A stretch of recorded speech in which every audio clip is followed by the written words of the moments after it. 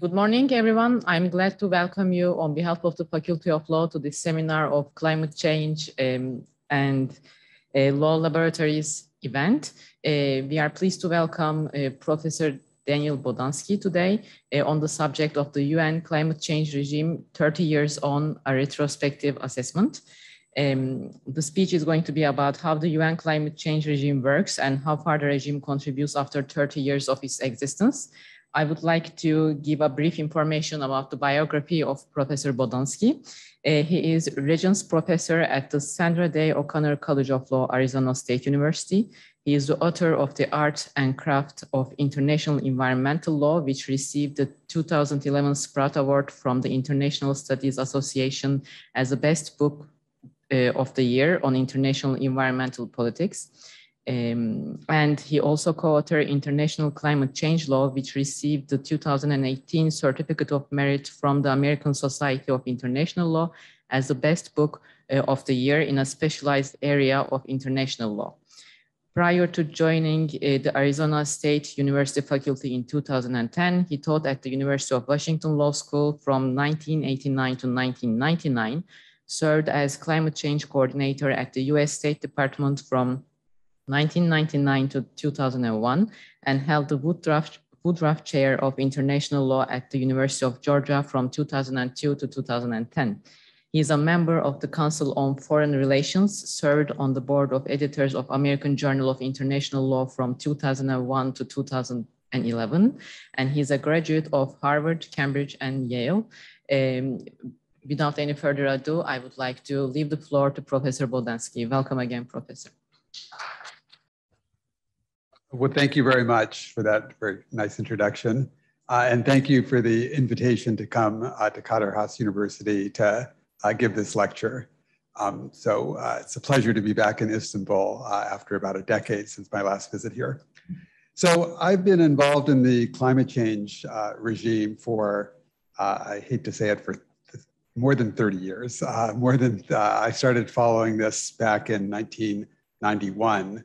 When I had a year leave of absence to follow the negotiation of the Framework Convention on Climate Change. I've been involved really in the process ever since. So I thought this is a good opportunity to have a retrospective on the climate change regime. It's celebrating its 30th anniversary of the adoption of the UN Framework Convention on Climate Change this year. So to look back over the last 30 years a little bit, and then sort of see where we are in terms of addressing the climate change system. Climate change problem. So my talk today has 4 parts. So first I'm going to be talking about the development of the UN climate change regime, then talking about continuity and change in the regime, then focus in on the Paris paradigm, it's the Paris Agreement approach to climate change, and then provide a report card on the regime at age 30. So the climate change problem is probably familiar to most of you. It's due to the fact that the Earth's atmosphere is transparent to incoming sunlight. So the sunlight comes through the atmosphere, hits the Earth, is re-radiated back out as infrared radiation or heat. The Earth's atmosphere is not transparent to heat. Various gases in the Earth's atmosphere absorb the heat, and these are known as greenhouse gases and keep the heat that's being re-radiated back out into space in the atmosphere and close to Earth. The greenhouse effect is a naturally occurring phenomenon. It's what makes the Earth habitable. If there was no greenhouse effect, the Earth would be uninhabitably cold. The question is whether humans are adding to the greenhouse effect through the emissions of greenhouse gases. And I think there's not much scientific dispute anymore that that's happening, that we've already experienced a significant degree of warming over the last, since the beginning of the Industrial Revolution, about a degree warmer centigrade than pre-industrial times. And this is already having significant effects. It's affecting weather patterns, extreme weather events, floods, like the one that Pakistan recently experienced, drought in some areas, sea level rise, a whole host of different effects. And these are already being seen with the 1 degree of warming that we've experienced, and these are going to get worse as the warming continues. So the international system has been trying to address the climate change problem for 30 years now. And I like to describe the development of the UN climate change regime as a play in 4 acts. So the first act was the constitutional phase, the development of a basic framework of governance to address the climate change problem. The second phase was a regulatory phase, the Kyoto Protocol, where the international community tried to negotiate legally binding limits on emissions. The third phase is the Copenhagen Accord, which was an attempt to broaden the regime in terms of its coverage of global emissions. And then the fourth act is the Paris Agreement. And that's the act we're still in. It's an ongoing process. So let me walk through these 4 acts just to give you a little bit of background for those of you who aren't familiar with the development of the climate change regime. So first of all, there's the development, adoption, entry into force of the UN Framework Convention on Climate Change.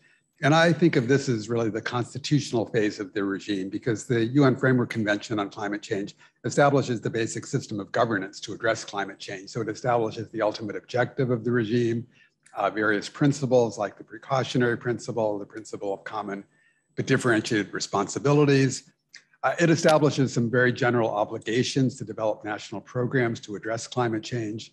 And then I think most importantly, it establishes the basic institutions to address climate change internationally. And the key one there is the Conference of the Parties, the COP, which meets annually. So the COP that's coming up in Sharm el-Sheikh is the 27th COP, COP 27. Last year it was held in Glasgow, COP 26. I hate to admit it, but I've been to, this will be my 24th COP. So I'm what's referred to in the climate change business as a frequent COPper. Because I've been to many COPs now, I hate to say. So a basic feature of the Framework Convention on Climate Change is it establishes fairly strong differentiation between developed countries, which are listed in Annex 1, and developing countries, which are referred to as non-Annex 1 countries, the countries that aren't included in Annex 1. So Annex 1 countries, developed countries have some additional obligations under the Framework Convention that non-Annex 1 countries don't. And this is reflecting the principle of common but differentiated responsibilities that developed countries have been responsible for most of the greenhouse gas emissions. They have greater capacity to address it, so they should bear higher responsibilities. Interestingly, and this has been a big issue in Turkey's relationship with the regime, Turkey was listed in Annex 1 of the regime, and that makes it a so-called developed country. And that means that it is not, well, the question as to whether it's eligible for financial assistance and so forth.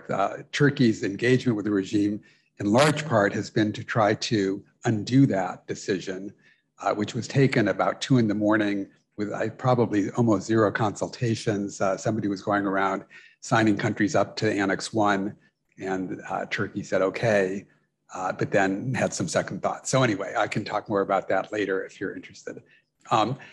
So the negotiations of the Framework Convention began in 91, they finished in 92. Convention was open for signature at the Rio Conference in 92 and entered into force in 94. And the first COP was held in 1995, COP 1, and now we're at the 27th. So the second act was the Kyoto Protocol. The Framework Convention on Climate Change didn't establish any binding limits on greenhouse gas emissions. It called for countries to develop programs to address climate change, but didn't establish any specific limitations on what countries can emit. So the second act, the Kyoto Protocol Act, was to develop quantitative limits for each country to address the climate change problem. And so I just wanted to call your attention to 3 particular aspects of the this regulatory phase. So the first is, it only applied to developed countries, Annex 1 countries. Developing countries did not have any obligations under the Kyoto Protocol. The targets that were developed were solely for developed countries. The second factor was, or feature of this was, the targets are legally binding. They're absolute emission targets. So the EU, for example, had a -8 target. It had to reduce its emissions by 8% by 2007 to 2012 from 1990 levels. So they're quantitative, they're absolute, and they're legally binding. And then the third aspect is that countries were given the flexibility to be able to implement their targets using various market mechanisms, including emissions trading. So if it's hard for one country to reduce its emission by its required amount, it can buy emission allowances from another country to fulfill its obligations under the agreement. So I was involved at the tail end of this at the US government as the climate change coordinator at the State Department. And we used to describe the Kyoto Protocol as EU targets, US architecture, because the targets reflected the EU position, legally binding, absolute, fairly strong targets. The US had a much stronger target under Kyoto than it wanted at the beginning of the negotiations. So EU targets, but then US architecture, because the architecture was quite flexible and market-oriented. The US has been very interested in a market-oriented approach to address climate change that gives, the idea is that it gives business flexibility to be able to develop the least cost ways of reducing emissions rather than have a more top-down governmental approach. So the US, of course, did not join the Kyoto Protocol after getting its architecture, so they still didn't join. And the problem with the Kyoto Protocol was that the targets that it had, which were legally binding and absolute and fairly strict, only applied to about a quarter of global emissions because it didn't apply to China, India, other developing countries, and they didn't apply to the US because the US stayed out. So the next phase of the regime, the Copenhagen Accord phase, was an effort to try to broaden the regime, make it global in scope, rather than simply dealing with a quarter of the world's emissions. Because if you're only dealing with a quarter of the world's emissions, you're not going to be able to solve the climate change problem. You need to cover most of the global emissions, really all of them eventually, in order to solve the problem. So the Copenhagen Accord was an attempt to broaden the regime, make it more global in scope. And so in contrast to the Kyoto Protocol, which really was an EU-US negotiation, so we said EU targets US architecture, because really the main axis was the US and EU, because developing countries were involved.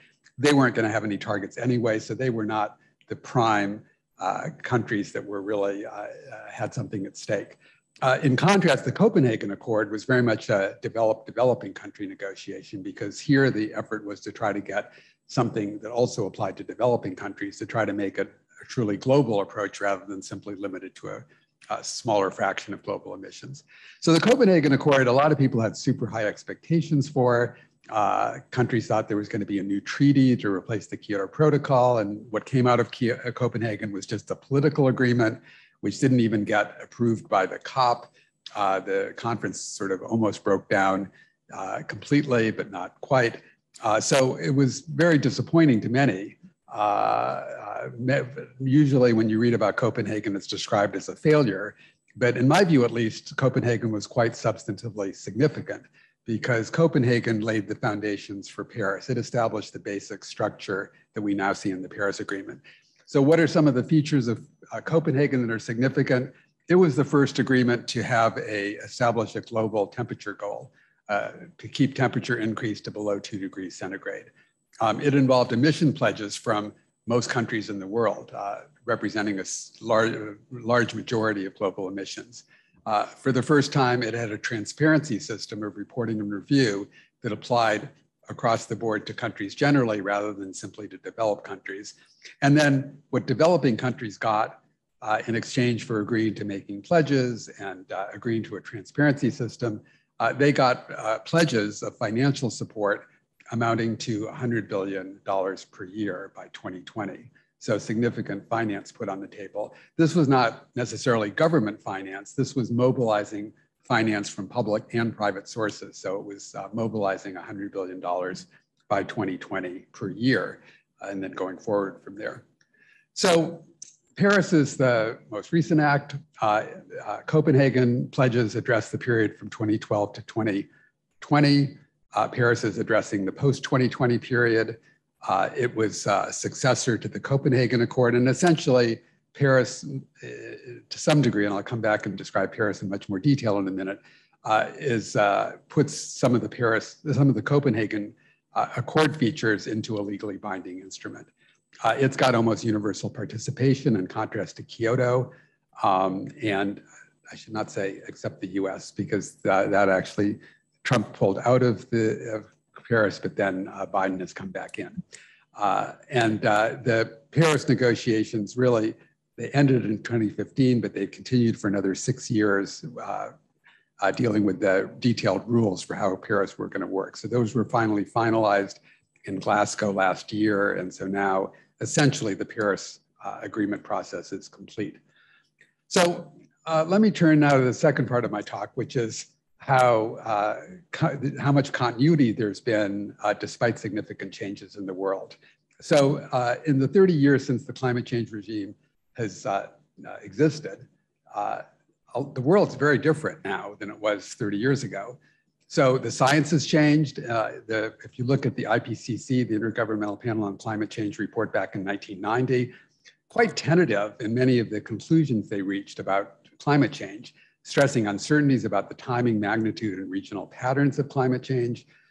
They said that warming was consistent with predictions, but also consistent with natural variability, no firm evidence that climate change has become more variable, and so forth. So quite modest scientific conclusions.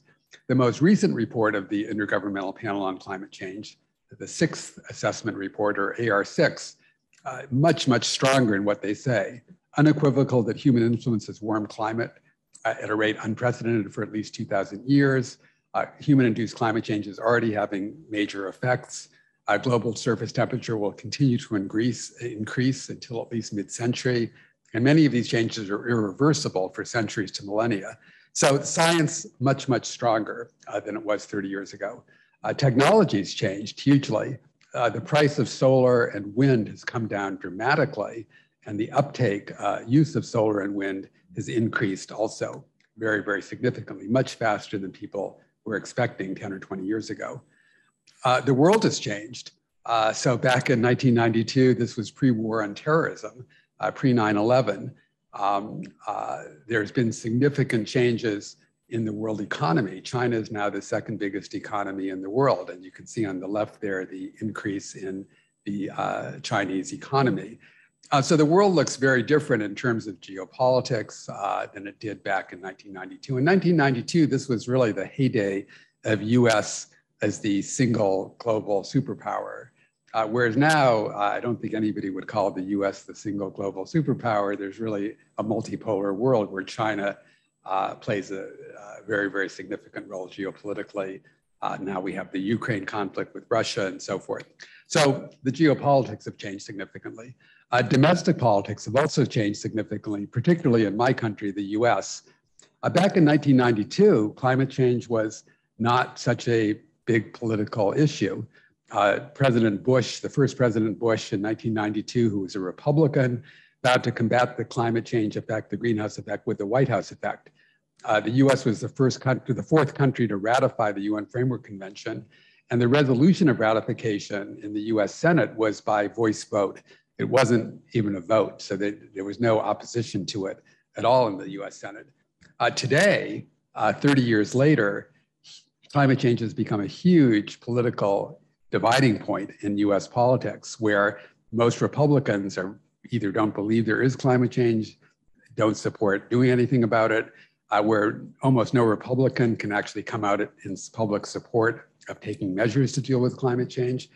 My guess would be if the UN Framework Convention on Climate Change were put to a vote now in the US Senate, it wouldn't even get a third of it wouldn't even have a majority because the Republicans would be completely opposed to it. It wouldn't be able to be ratified today, whereas it was ratified by voice vote back in 1992.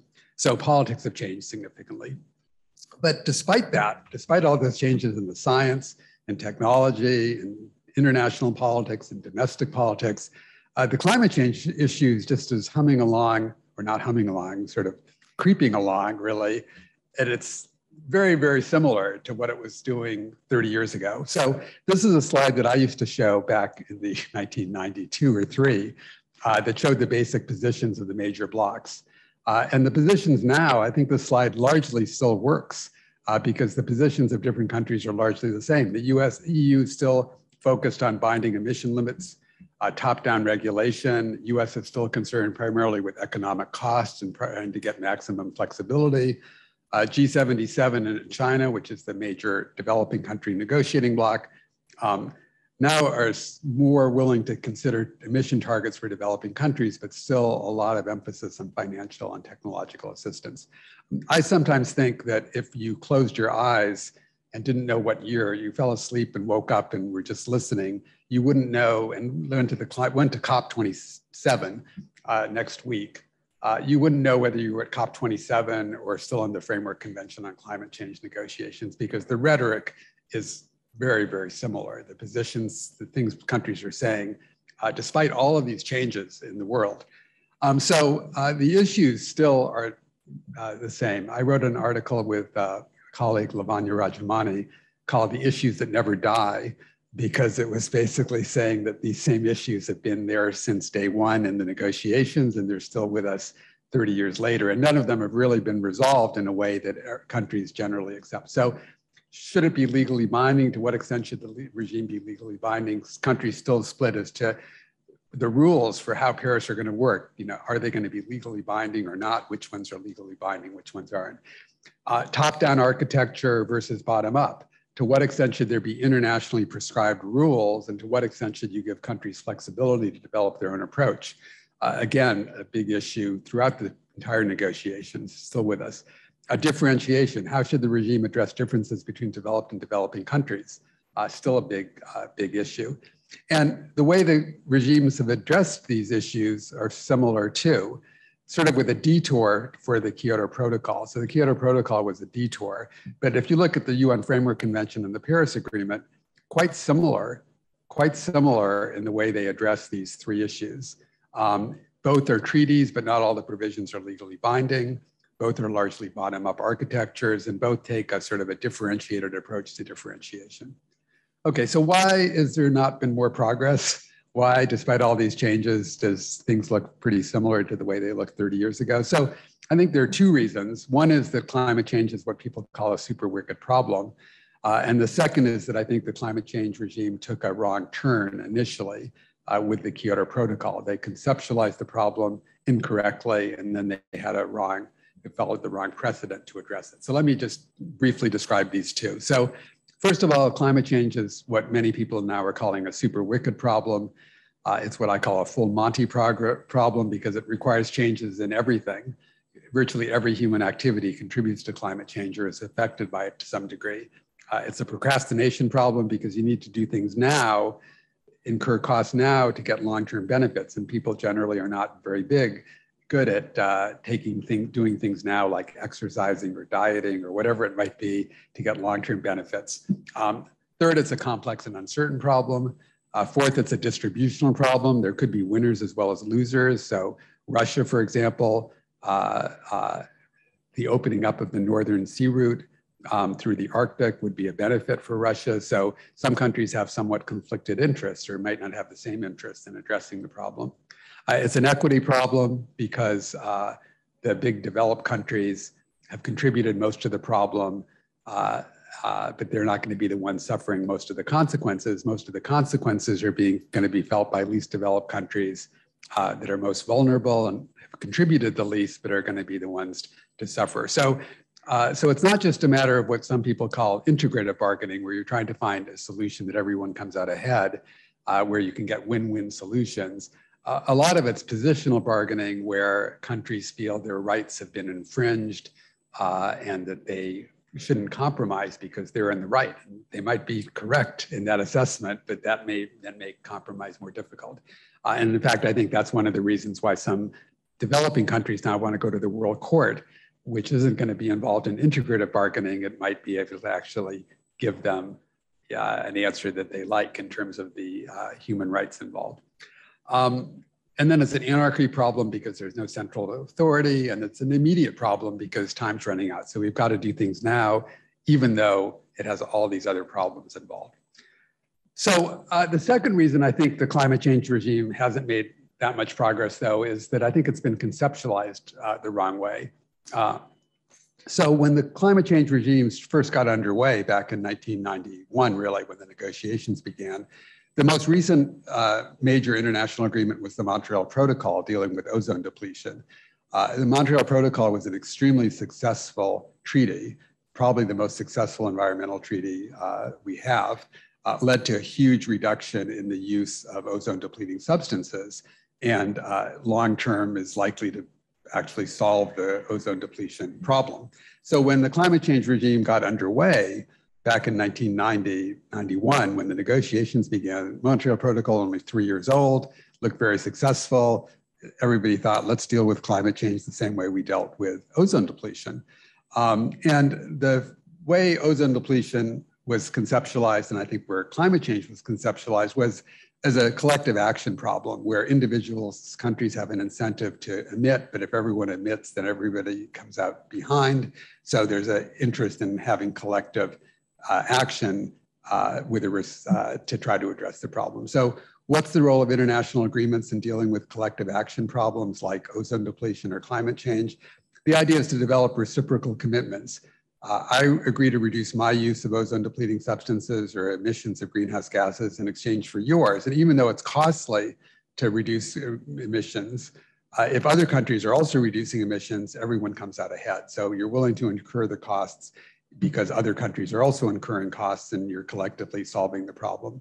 So it's based on reciprocity, and the purpose of the international agreement is to make the commitments more credible, so that if I say I'm going to reduce and other countries say they're going to reduce, you can actually believe that they're going to reduce, because if they don't reduce, you don't get the benefit of the bargain. And it does this by providing for transparency, for verification, for some kinds of penalties for countries that defect, that don't keep up their side of the bargain. And I think the problem with this, even though climate change is a collective action problem, the problem is that it's not most fundamentally a collective action problem. I think it's more fundamentally a problem of domestic politics. So the US Speaker of the House of Representatives, Tip O'Neill, is very famous for a saying he had back in the 1990s that all politics is local. All politics is local. And I think this is true of climate change. It's a global problem, but the politics of climate change are largely not global. They're largely domestic. They're largely local. And I think this is because climate change really implicates every aspect of a country's economy. It implicates every aspect of a country's policies dealing with energy, with agriculture, with transportation, with urban planning, and so forth and so on. So the climate change has the potential to infringe on national sovereignty, on national interests in a way that almost no other international issue does. So countries, I think, in responding to climate change are largely driven by domestic considerations rather than by international considerations. The only country I really know well is my own, the US. I don't think it's the case that if another country said, we'll reduce our emissions, the US will say, okay, we'll reduce our emissions more, because what determines how much the US reduces our emissions, US emissions, is domestic politics. It's what can get through Congress. And what gets through Congress is really, nobody's looking at what China's doing, or they're looking a little bit, but they're fundamentally looking at what can the political system accomplish, what can get through Congress. So I don't think it's the case that most countries are in fact willing to do more in exchange for others. What China's willing to do, what India's willing to do, is really driven by what they're able to do domestically. So what I call the contractual model of international law, which is the Montreal Protocol model, doesn't really work very well, I don't think, to address climate change. So what are the alternatives? So another model of international law is what I call the prescriptive model, where international law imposes obligations. The obligations can make some countries better off, other countries worse off. But even the countries worse off, the rule has been prescribed. It doesn't matter whether they consent or not, they have to follow what the rule is. So this is the model of domestic criminal law, where you pass legislation, domestic regulatory law, where you have some institution that can prescribe rules that then apply to everyone across the board. So I think the prescriptive model is reflected in the recent activity about bringing an advisory opinion in the World Court, because the World Court could say countries have an obligation to do X or Y to reduce their emissions. That would be the rule. Countries would not have an opportunity to say, well, we don't agree with that, because that's the rule internationally, so it would apply to them. But I think the problem with the prescriptive model is, and I think this is the problem with having an advisory opinion by the World Court, is the World Court is international law is a very, very small hammer, trying to drive a very, very big nail. The nail here is state behavior, And so thinking that the International Court of Justice, with their little hammer saying, here's an advisory opinion saying you've got to reduce your emissions by such and such a degree, really is not going to have a significant effect on what states do. So in my view, ultimately, the solution to climate change, if there is going to be a solution, has to come from states and from the international process, not through international litigation. International litigation can make some difference, but I don't think it's going to be it's not going to be sufficient. It's not going to be the major driver of change, in my view. So what's the alternative? So the third alternative, so contractual model tried in Kyoto, didn't seem to work. The prescriptive model, I think, is sort of reflected in the moves to have an advisory opinion. We don't know what that will work, but my guess is that it won't be very successful. So the other model is what some people call a catalytic or facilitative model, which assumes that states have some willingness to take action. And the role of the international regime is to encourage a learning process, to focus international attention. It helps empower domestic constituencies, changes the domestic political dynamic, transparency to focus sort of a soft pressure on states to do their best, and then providing assistance to enhance capacity. So, and I think this is the logic of the Paris Agreement, to generate what some people call a new logic of appropriateness, of what's appropriate behavior, to lock in domestic politics through a pledging process, to create political moments every 5 years that focus public attention on the climate change issue and help empower domestic constituency and catalyze more ambitious national action. And the means of doing this, these catalytic goals, establish temperature and emission goals to try to generate a new logic as to what's the expectation of what countries and business, other actors are doing, to have nationally determined contributions to reduce emissions, to try to lock in some domestic policies, and to have an ambition cycle to try to promote stronger action over time. So let me describe the Paris paradigm in some more detail and then turn to an evaluation as to how I think it's doing so far. So the Paris Agreement is really an attempt to try to find some middle ground between the Kyoto approach, which was top-down, legally binding, very differentiated, which was pretty strong on rigor, but very weak on participation, only covered a quarter of global emissions. And then you have the Copenhagen approach, which was bottom up, not legally binding, countries could just pledge, which was strong on participation, but very weak on rigor. There was no rules for what you could pledge, what you had to put forward. You didn't even know what countries were actually saying they were going to do in their pledges, because they didn't specify which gases were covered, which sectors were covered, what the time frame was. So it was kind of the Wild West. So the idea of Paris is to find some middle ground that can be stronger on rigor, but still get participation. And it does this through a hybrid approach that tries to find the sort of sweet spot between Kyoto and Copenhagen. So Paris paradigm, I think there are 5 elements to it. It has goals, establishes goals. It establishes a bottom-up pledging process. It uses transparency to promote accountability, an ambition cycle to promote stronger action over time, and a more nuanced approach to differentiation. So the first of these elements, the goals, they're both temperature goals in the Paris Agreement, well below 2 degrees, aspire towards 1.5 degrees as the maximum temperature increase. Their emissions goals, peaking of global emissions as soon as possible, 0 net emissions in the second half of the century, and some more general adaptation and finance goals to build resilience and to make financial flows consistent with the rest of the other goals. The central element of Paris paradigm, nationally determined contributions. This is the pledging process. It's bottom up. Each country can nationally determine its type, scope, coverage of its contribution. They're not legally binding. So this is the domestic politics aspect of Paris. Each country gets to decide what its domestic political system, what it can bear, what the maximum they can do is, and then they pledge this in their nationally determined contribution, or NDC. So rather than rely on legal bindingness to promote accountability. So people say, well, it's not legally binding, so countries don't necessarily have to meet their targets, which is true. If a country doesn't meet its NDC, it's not out of compliance with the Paris Agreement. It's not in violation of its international obligations.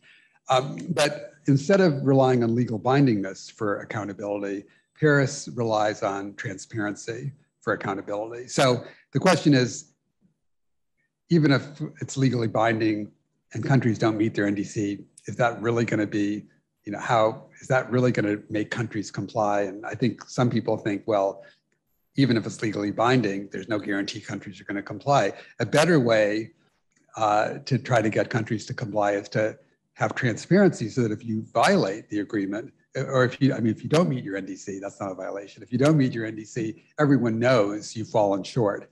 Everyone knows it's going to be clear that you're not doing what you said you're going to do. This is following Justice Louis Brandeis's admonition. He was a US Supreme Court justice, saying sunlight is the best disinfectant. Sunlight's the best disinfectant. The best way to eliminate violations here is by shining sunlight on them through a transparency system. So the transparency system has legally binding procedural obligations to provide information upfront so that it's clear what your pledge is, what your NDC is. So you have to be giving enough information when you make and submit your NDC so that everyone knows what your NDC means. You have to then also provide information biennially about what your emissions are and what your progress is towards achieving your NDC, so that if you're falling short of meeting your NDC, it's not that you're in violation, but it's going to be obvious to everyone that you're not doing what you said you're going to do. And then there are various review mechanisms, including technical expert review, peer review, and an implementation and compliance committee. Everyone agreed from the start that the Paris pledges, the NDCs pledged in Paris in 2015 were not enough to meet the temperature goals. So the Paris Agreement includes what is called sometimes an ambition cycle or a ratchet mechanism to try to increase the ambition of targets NDCs over time. So every 5 years, there's a global stock take to assess progress. And then every 5 years, countries are required to come back with an NDC that takes into account the stock take and is supposed to have the highest possible ambition. So every 5 years, there's going to be international examination as to how the world is doing in achieving the Paris Agreement goals. And then countries have to go back and prepare an NDC that takes into account that global stock take. And then finally, on differentiation, the Paris paradigm takes a nuanced approach to differentiation. So on mitigation, same basic obligations for all countries, but countries have to self-differentiate because they get to choose their own NDC. On transparency, again, a common system, but with some built-in flexibility for developing countries based on lack of capacity. And then for finance, still a bifurcated approach where Annex 1 countries obligated to provide finance, whereas developing countries not. All right, so I'm going to skip these in the interest of time, but I said earlier there haven't, a lot of things have changed, but the regime is similar, but there has been some changes in the regime. It's more global, much more global than it was before. Paris Agreement almost universally adopted, much more politically salient issue. And you can see this in representation. Back in 1992, most negotiators were mid-level bureaucrats. Now heads of state are going to the COP. President Biden is going for the US. John Kerry, former senator and Secretary of State, now represents the US internationally on climate change. Much, much higher political attention. Many, many more non-state actor initiatives. So it's not just a matter of states doing things. There's now a huge amount of activity by non-state actors, by companies, by cities, by states, subdivisions of the country, by universities and so forth. Until recently, at least, a much better US-Chinese relationship. And I think the US-China relationship was key to agreement in Paris. US-China now sometimes referred to as the G2, because when China and the US agreed on things in Paris, the Paris process, that usually was enough to get those things over the finish line. So Glasgow was the first real test of Paris last year because it was the first time countries were really supposed to come back with stronger commitments. And the Glasgow outcomes, more ambitious NDCs, some net zero pledges to get to net zero emissions by mid-century, a series of side deals dealing with methane, cars, forests, and so forth. And then the so-called Glasgow Climate Pact, which was the overarching decision adopted in Glasgow, which called on countries to revisit their NDCs this year, not wait another 5 years, but revisit them this year, which was a step up from what Paris provided for. So let me just finish, so there's some time for Q&A, with my assessment as to whether the Glasgow is half full or half empty, to use an English pun. And there were very different assessments of this. John Kerry, quite positive.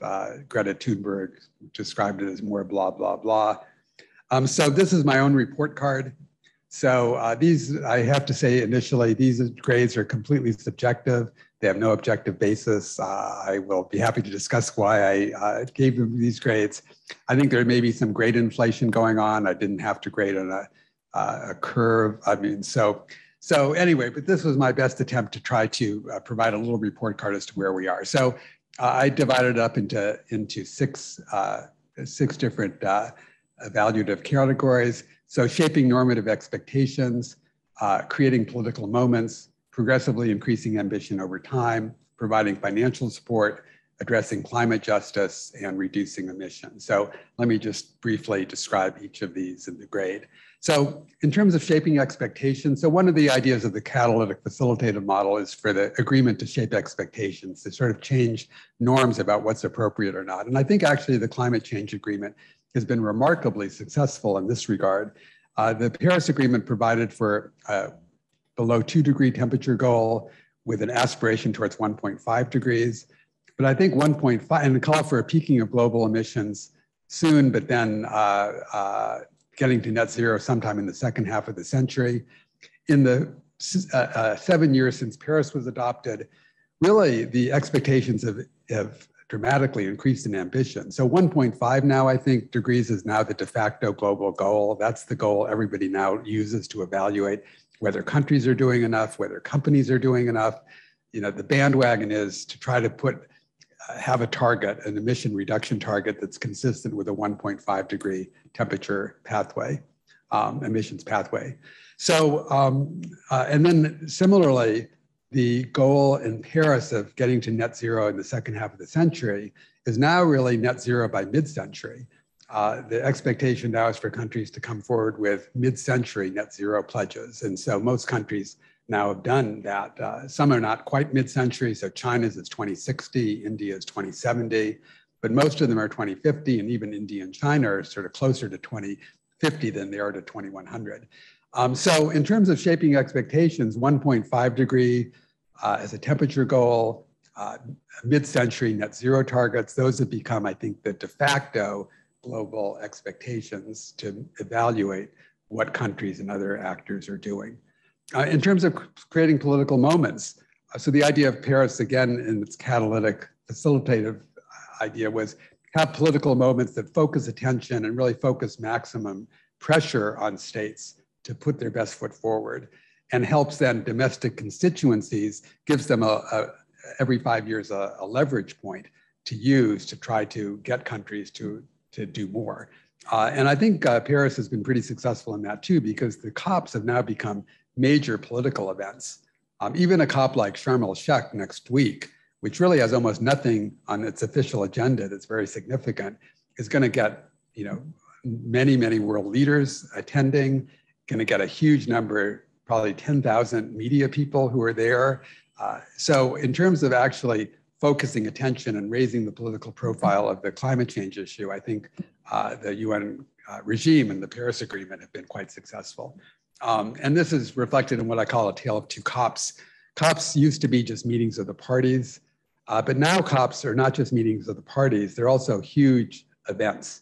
They're focal points for activities by all sorts of non-state actors, including sectors, industry, academia, media, and so forth.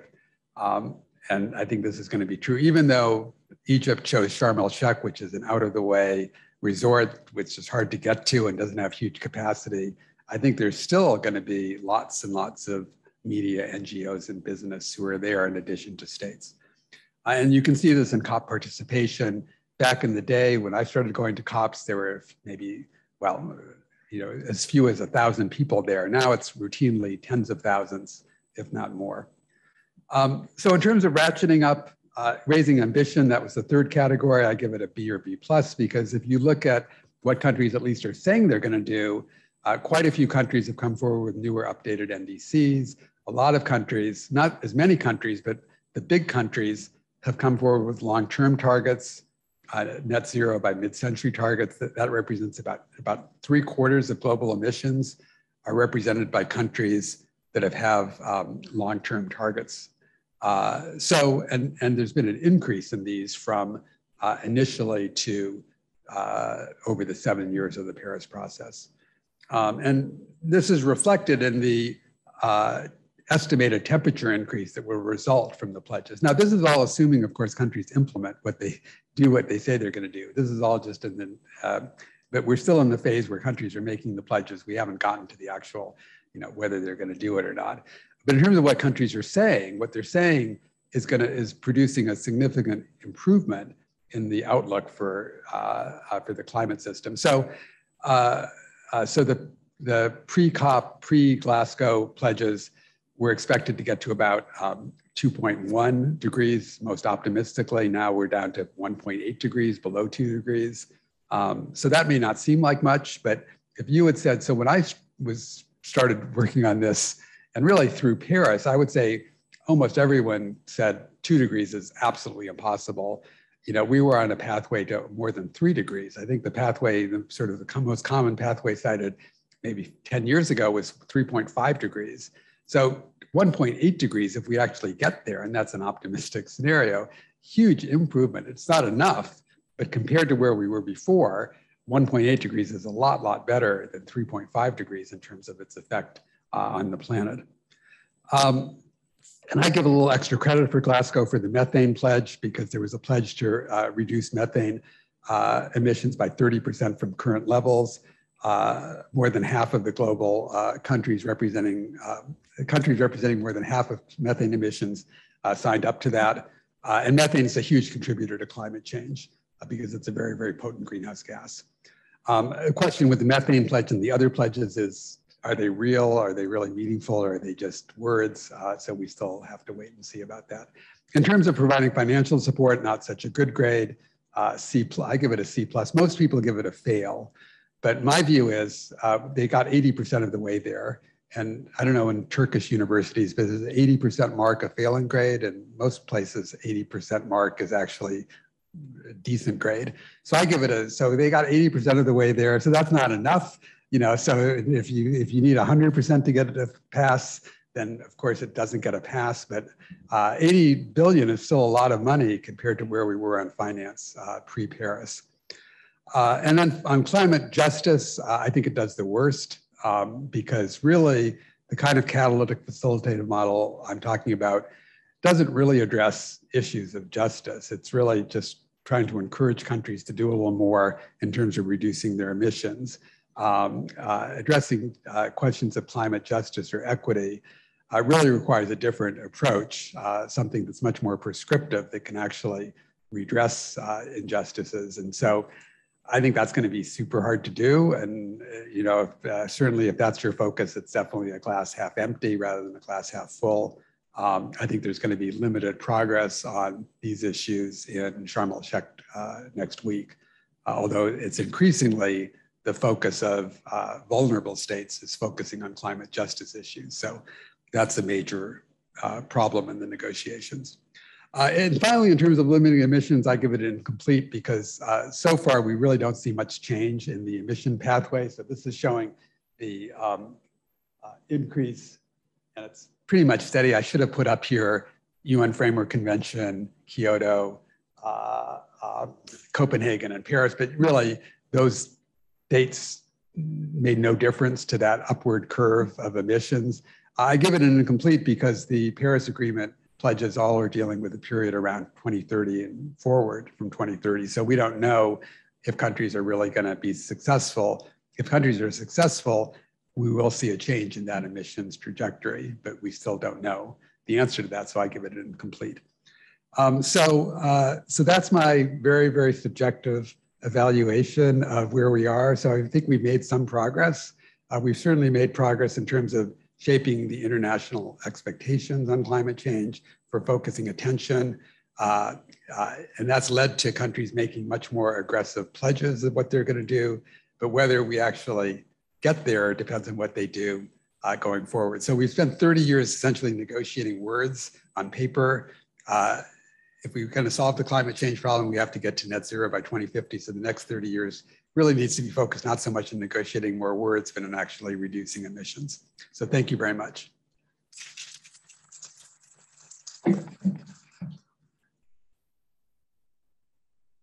Yes.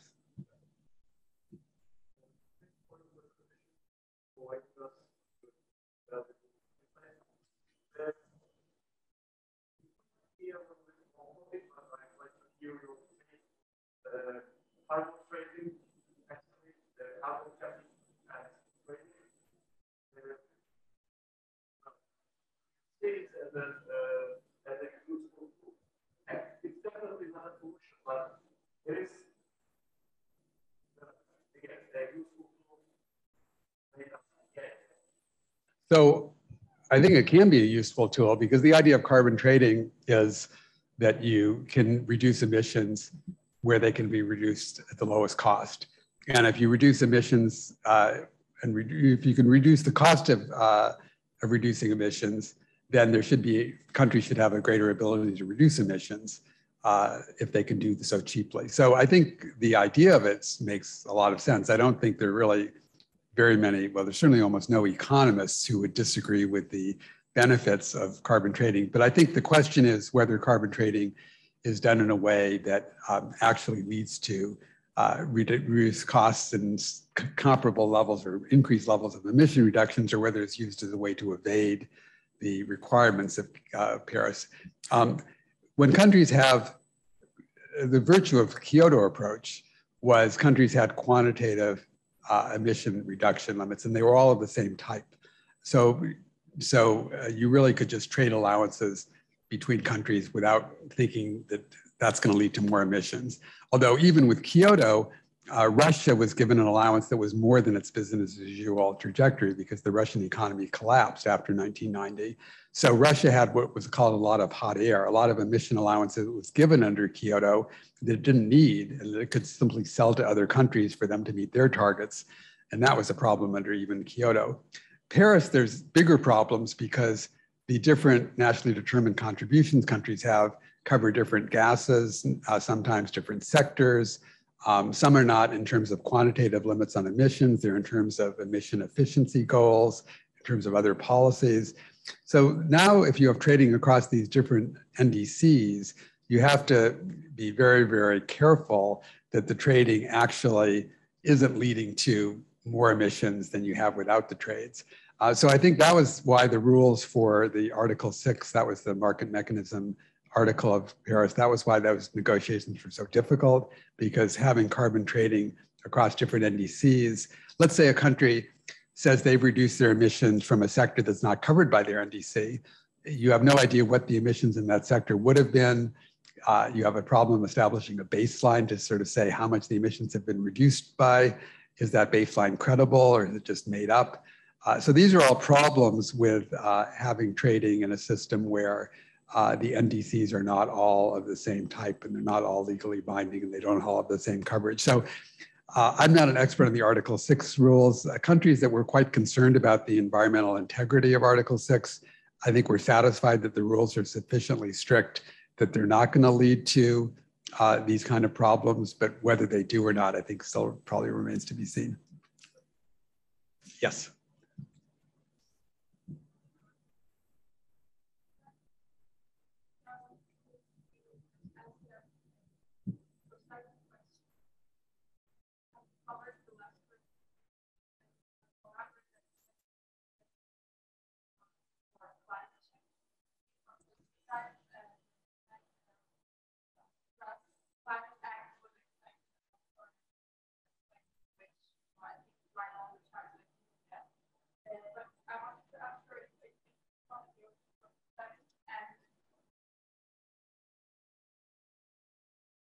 So COP27 is not an important COP from a from the legal aspect. In terms of the official agenda, there's almost no official agenda items that are actually called for anything at COP27. The global stocktake, which is one of the major things going on now, that's not supposed to be concluded until COP28. So the next year's COP is the important one. The development of a global goal and adaptation, which is another work program currently underway. Again, the end date for that is next year, not this year. So they're really almost nothing. This is sort of what we used to call, would have been a mini COP. So there used to be what we called mini COPs and maxi COPs. So the mini COPs were the ones sort of in between where nothing really had to be done. And they, if you could make progress, great, but nothing really was at stake. And so there were a bunch of those on the sort of the road to Kyoto, and then between Kyoto and Copenhagen, those are not particularly memorable COPs in many respects. But the COPs, as I said, now it's the tale of two COPs. So there's, in addition to the official agenda, which I don't think is that significant for this COP, there's all the other stuff going on. And in particular, this COP, it's being held in Africa country, a developing country. Egypt has said adaptation and loss and damage for the effects of climate change are sort of top priorities.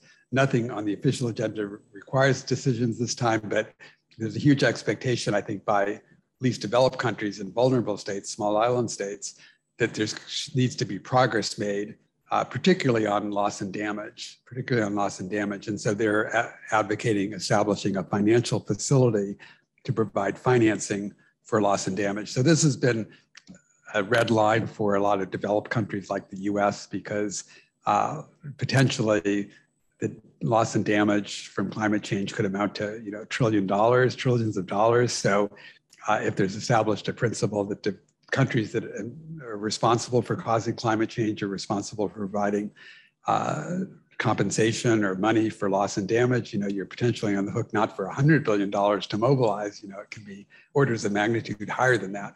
So this has been the hardest, I think, is the hardest issue to resolve. I don't expect a resolution at COP. I think it has the potential to cause a breakdown in the process, because I said before, we've been negotiating for 30 years, now we should move to implementation, but that's very much a developed country perspective. Developing countries think we still need to negotiate something on loss and damage because that hasn't been addressed. So this is not simply, I think developed countries would like to make this into an implementation COP, because they've sort of got, the structure they like and want to focus on implementing NDCs, but at least developed countries and vulnerable countries think this is not simply an implementation COP. This is a COP that needs to be addressing issues of climate justice, and in particular loss and damage. I don't think, so the way all these issues have always been resolved in the past is words. So is finding the right word that is just enough to satisfy vulnerable countries, but not so much that developed countries say no. This has been a time-honored tradition in the climate. Just finding that right nuance that satisfies everyone. But at a certain point, I think vulnerable countries aren't going to be satisfied with another nuance that sort of pushes the ball. I liken the climate change negotiations to trench warfare. So you advance, you sacrifice, tens of thousands of people in advance, like 1 foot, and then the other sacrifices, spends a huge amount of political energy and moves it back 2 feet, and then you advance 3 feet. So I would say the loss and damage issue over the last 30 years, it's advanced very, very slowly. There's the Warsaw International Mechanism, very, very slowly. So I expect like another few inches coming out of this COP, but whether developing countries are satisfied with a couple of inches when they'd like, a big advance, unclear. At the end of most COPs don't really achieve what, a lot of people would like. So I've been at a number of COPs where at the end, all the NGOs are debating, do we call the COP a failure, which we think it is, or do we try to say it's made progress? Because the danger of saying it's a failure is then the process, that feeds critics of the process and then says, this isn't working, let's bag the whole thing.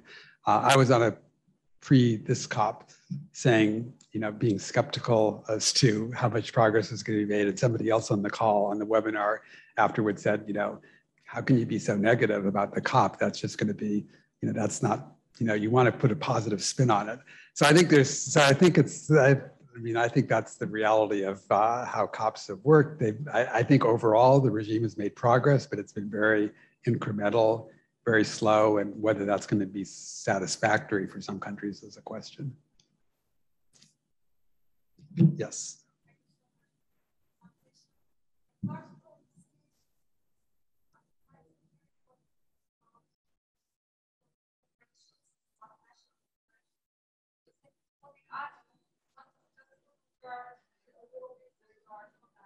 So I was focusing on the international regime. So the international regime is very much focused on states. It doesn't establish obligations for corporations. So I think its overall norms or goals, like 1.5 degrees, do have effects for corporations, because now there is, in terms of like what corporations put forward is in saying what they're going to do. It's evaluated against Paris Agreement goals, which weren't explicitly about corporations, but now have become de facto the global norm. So I think in terms of sort of very soft responsibility, in terms of like what you can say criticizing corporations, I think now, you know, corporate claims, pledges, you know, can be evaluated against that framework, that normative framework that's in Paris. In terms of actual legal responsibility, I don't think Paris does very much. So whether there's legal responsibility of corporations is a matter of, could be of human rights law or tort law. So there have been now, I mean, it's, you may be familiar with the Shell case coming out of the Netherlands. So in the Shell case, the Netherlands courts said Shell is responsible for damages as a matter of tort law, I think it was, but it's tort law informed by human rights law. So in terms of establishing what the duty of care of Shell is towards victims of climate change, it's informed by the right to a healthy environment. So the international law, human rights law comes in not as the rule of decision, but as a sort of interpretive tool to interpret the domestic legal standards. So I think that actually, you know, could be applied elsewhere. I'm not sure how many countries' courts are actually going to go there. I'd be very surprised if US courts went there. How effective they're going to be, given that corporations can relocate, and so whether the so there's a lot of questions about that, but I think there is a potential there. But I think it's Paris only comes in sort of it comes in sort of as a second or third order. It's not directly applicable. So Paris Agreement goals of 1.5 or you know, can then inform the sort of human right. So another Dutch court held that the Netherlands has a responsibility. The Netherlands emission target was inadequate given the duty, given Netherlands human rights obligations, and they used the Paris goals as a metric to evaluate whether or not the Dutch emission target was sufficient. So Paris didn't come in as being directly applicable, but then it informed the Dutch court's view as to what the duties of the Netherlands are. So I think that could also be relevant for corporations. So one thing just about corporations. So I was involved in a process pre-Paris that was led by, it was a Yale-led project, Dan Esty at Yale. So there were about 25 of us. We met a bunch of times pre-Paris because the idea was to actually have the Paris Agreement be open to signature ratification by non-state actors as well as state actors. So there's a whole series of initiatives by non-state actors in addition to the Paris. But unlike Paris, the non-state actor initiatives, it's like the Wild West. There really is no standard as to what information you have to provide about what you're doing, follow-up as to whether you're implementing. So one of the ideas is to actually bring corporations into the international legal framework by making them potentially parties. They can actually ratify Paris. And so that was sort of the goal of the Yale project. So I was highly skeptical countries would ever agree to have an agreement that had parties, have non-state actors as party to the agreement, which proved to be correct. But the Paris Agreement does, or the decision adopting the Paris Agreement now does recognize non-state action. There are 2 climate champions that are appointed each year that are responsible for catalyzing non-state action. So there's a much closer relationship now between the Paris Agreement, intergovernmental process, and the non-state actor initiatives. So there is some convergence between the two, but it's still, the non-state actor initiatives are still, in a sense, outside the formal international law part of the agreement. Well, if there are no more questions, thank you all for your attention, and look forward to following up maybe after the talk. Thanks. Thank you.